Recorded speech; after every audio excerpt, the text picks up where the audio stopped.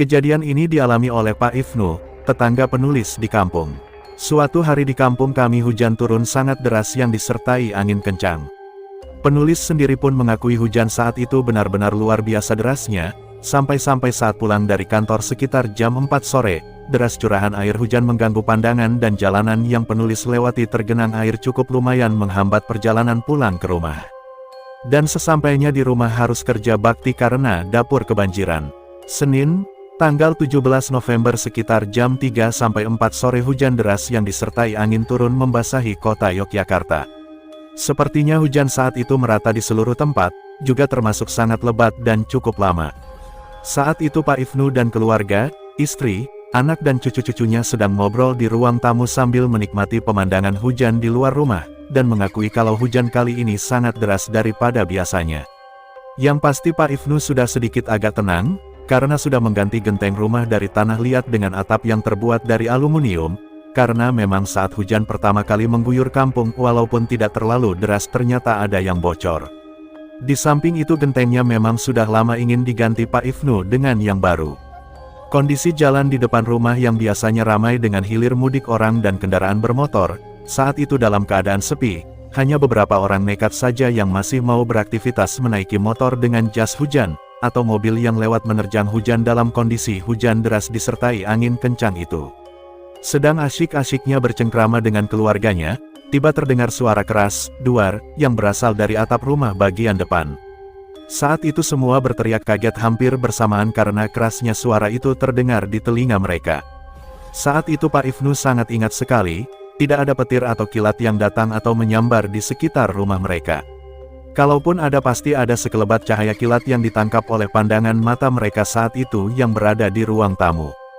Pak Ibnu pun segera berlari keluar dari pagar rumah ke tepi jalan tanpa payung, karena menduga ada orang yang iseng, bermaksud buruk, melempar batu besar ke arah atap rumahnya. Tapi setelah dilihat kanan kiri, di sepanjang jalan tidak ada orang sama sekali, ataupun sepeda motor yang menjauh dari rumahnya. Lalu Pak Ibnu memeriksa bagian depan rumah, apakah ada atap yang bocor atau tidak. Beliau lalu naik ke bagian rumah di lantai 2 melalui tangga penghubung yang sengaja dibuat di bagian teras rumah, untuk melihat apakah ada kebocoran atau tidak. Tapi saat diperiksa dengan seksama, tidak ada yang bocor. Beliau masih penasaran, dan ingin melihat sebesar apakah batu yang dilemparkan ke rumahnya, sampai suaranya terdengar keras sekali. Kebetulan di halaman depan ada pohon rambutan yang cukup besar dan tingginya melebihi atap rumah. Dengan berhujan-hujan ria, beliau lalu memanjat pohon itu sampai agak ke pucuk. Lalu dari sana beliau bisa melihat atap rumah bagian atas secara lebih jelas.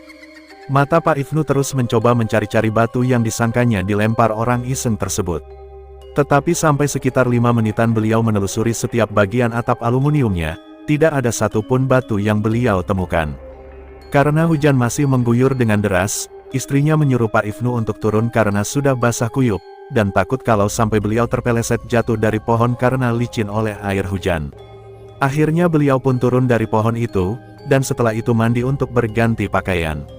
Saat hujan sudah reda, beliau meminta anak mantunya untuk mengecek sekali lagi, apakah memang ada batu besar atau sejenis itu tertinggal di atas atap rumah. Tapi lagi-lagi hasilnya juga sama seperti yang dilihat oleh beliau tadi, tidak ada apa-apa. Tapi jujur saja, sampai sekarang beliau masih sangat penasaran dengan kejadian tersebut. Kalau seandainya memang ada batu besar yang sengaja dilempar orang, setelah terdengar suara keras pasti akan disusul dengan suara batu yang mengelinding di atap dan pada akhirnya jatuh ke tanah, karena atapnya tidak ada talang air. Tapi saat itu tidak ada suara seperti itu dan tidak ada batu yang jatuh ke tanah di depan teras rumah. Makanya Pak Ibnu langsung naik pohon rambutan untuk mengecek, apakah batunya tersangkut atau bagaimana. Beliau penasaran saja, apakah ini hanya kebetulan saja ataukah ada sesuatu di luar logika yang mau mengganggu ketentraman keluarganya. Itulah yang jadi kekhawatiran beliau saat ini. Semoga saja tidak terjadi apa-apa dengan keluarga beliau.